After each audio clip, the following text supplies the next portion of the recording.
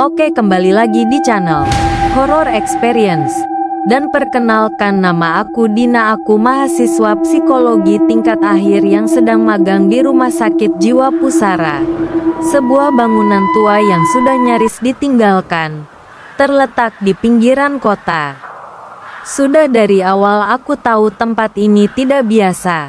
Bahkan sebelum masuk, aku bisa merasakan hawa dingin menusuk tulang yang tidak berasal dari angin malam. Rumah sakit itu tampak sekarat. Jendelanya dipenuhi debu. Dindingnya penuh lumut. Dan papan namanya hampir jatuh. Tapi yang paling membuatku tidak nyaman adalah keheningan aneh yang terasa. Seolah bangunan itu sedang mengawasi kedatanganku.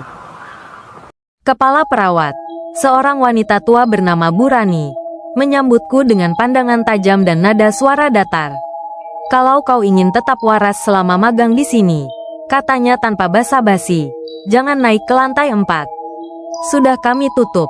Tidak ada pasien di sana. Tidak ada staf. Tidak ada siapa-siapa." Aku mengangguk, mencoba memahami maksudnya. Tapi kenapa harus memberi peringatan seperti itu? Nada suaranya bukan seperti larangan biasa, melainkan seperti ancaman, atau mungkin peringatan terakhir. Malam pertamaku, aku mendapat shift malam. Rumah sakit itu jauh lebih menyeramkan saat matahari terbenam. Lampu-lampu berkedip seperti menahan napas. Suara angin masuk dari celah-celah dinding. Dan suara-suara samar terdengar dari ruang-ruang kosong. Sekitar pukul 1 dini hari, saat aku tengah mencatat data pasien di ruang perawat, aku mendengar suara aneh. Langkah kaki kecil, cepat, seperti anak-anak berlari. Padahal jelas-jelas tidak ada pasien anak di rumah sakit ini. Aku mendongak, menahan napas, memandang ke arah tangga tua yang mengarah ke lantai atas. Suara itu berasal dari sana. Detak langkah itu terlalu ringan untuk orang dewasa, tapi terdengar jelas, seperti melompat-lompat kecil. Lalu berhenti tiba-tiba. Satu suara, lalu dua, lalu tawa. Tawa anak-anak, pelan dan pelan, sampai akhirnya menghilang seperti ditelan lorong. Tubuhku merinding, dan entah kenapa, aku merasa dilihat. Keesokan harinya, aku memberanikan diri bertanya pada salah satu perawat senior. Seorang wanita parubaya dengan wajah pucat dan tangan yang terus gemetar. "Mereka bilang kau dengar suara di atas," tanyanya dengan suara nyaris berbisik. Aku mengangguk. Dia mendesah, "Kalau kau dengar suara itu, jangan cari asalnya. Kalau kau dengar tawa itu, pura-pura tak dengar. Jangan jawab, jangan naik.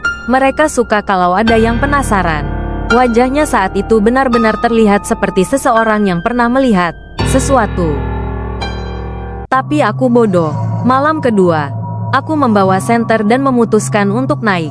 Sekadar untuk melihat, untuk membuktikan bahwa aku tidak mudah ditakut-takuti. Tangga kayu menuju lantai 4 berderit setiap kali kupijak. Saat sampai di depan pintu besi yang katanya terkunci, jantungku hampir berhenti, gemboknya menggantung terbuka. Seperti ada yang membukanya dari dalam, atau mungkin menunggu seseorang masuk. Saat aku mendorong pintunya, derit logamnya memekakkan telinga, seolah tak ada yang menyentuhnya selama bertahun-tahun. Lantai 4 gelap gulita, bau lembab dan karbol basi menyerang hidungku. Lorongnya panjang dan sempit, dindingnya penuh noda air, dan di beberapa bagian terlihat seperti digores dengan kuku. Aku berjalan pelan, menerangi jalan dengan senter. Di sepanjang dinding kulihat poster-poster lusuh dan gambar anak-anak yang dicoret wajahnya. Tiba-tiba, senterku menangkap sesuatu di ujung lorong. Sebuah boneka rusak tergantung di tali yang diikat ke ventilasi langit-langit. Kepalanya miring, mata kacanya retak, dan tubuhnya digambar dengan tinta merah seperti luka. Aku hampir ingin berbalik, tapi saat itu, aku mendengar suara anak kecil. Lirih, dekat telingaku. "Main sama aku." Aku menoleh cepat. Tidak ada siapapun, tapi udara di sekitarku tiba-tiba dingin seperti es. Senterku berkedip, lalu di dinding sebelah kiri, muncul bayangan kecil. Sosok anak, berdiri, menatapku. Tubuhnya seperti anak 7 tahun, tapi kepalanya besar, dan matanya kosong, hitam pekat tanpa putih. Bibirnya menganga dalam senyum lebar yang tidak wajar. Ia tidak bicara, tapi aku bisa mendengar suaranya. Di dalam kepalaku, aku mau tubuhmu, biar aku bisa pulang, katanya dalam suara berbisik yang serak, seperti suara kerikil diseret. Kakiku terpaku, aku mencoba berlari, tapi seluruh lorong berguncang. Dindingnya menutup perlahan, seperti ingin menjebakku. Sosok anak itu tidak bergerak, hanya terus tersenyum sambil menunjuk ke salah satu pintu ruangan. Aku tidak tahu kenapa, tapi aku menuruti arah telunjuknya. Kamar itu penuh coretan di dinding, bahasa yang tak kupahami, lingkaran-lingkaran seperti ritual. Di tengah ruangan ada ranjang besi dengan sabuk kulit pengikat. Di atas ranjang itu, foto-foto lamaku tersebar. Foto masa kecil, sekolah, bahkan fotoku pagi tadi. Semuanya terbakar sebagian. Bagaimana bisa? Siapa yang meletakkannya di sini? Saat aku menyentuh salah satu foto, tiba-tiba pintu tertutup sendiri. Senterku padam. Lalu, sesuatu menyentuh bahuku.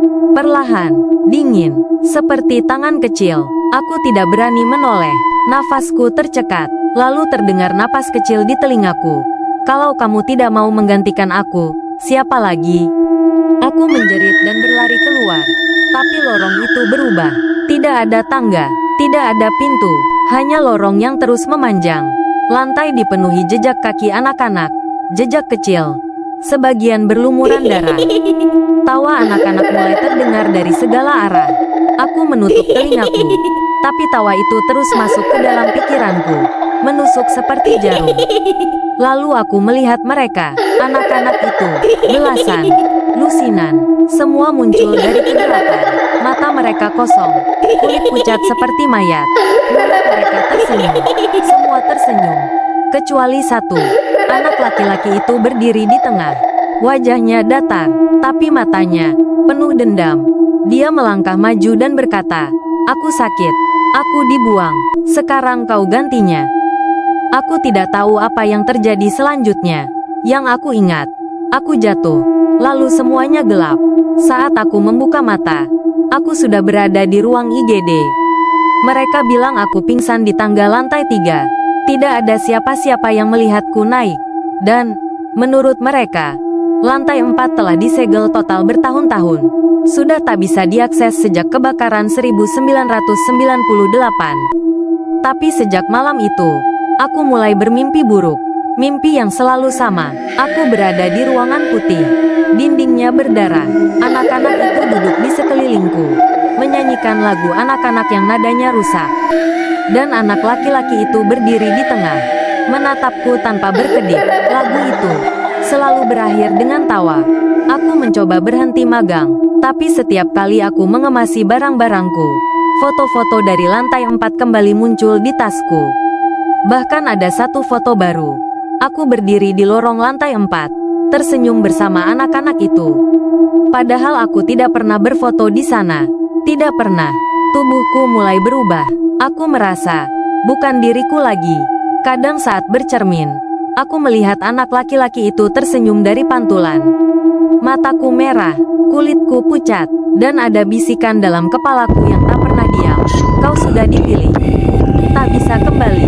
Aku mulai tertawa tanpa sebab. Di kelas, di bus, bahkan saat tidur. Ibuku bilang aku mulai berbicara sendiri. Berbicara dalam suara anak kecil. Suatu malam, aku menulis pesan di dinding kamar tanpa sadar. Satu turun, satu tetap. Kalau kau membaca ini, tolong jangan ke rumah sakit jiwa Pusara. Jangan naik ke lantai 4, karena anak itu belum puas. Dan tawa itu sekarang menghantuiku setiap malam. Kadang, aku bisa mendengar langkah kecil di luar pintuku. Dia mencari tubuh baru.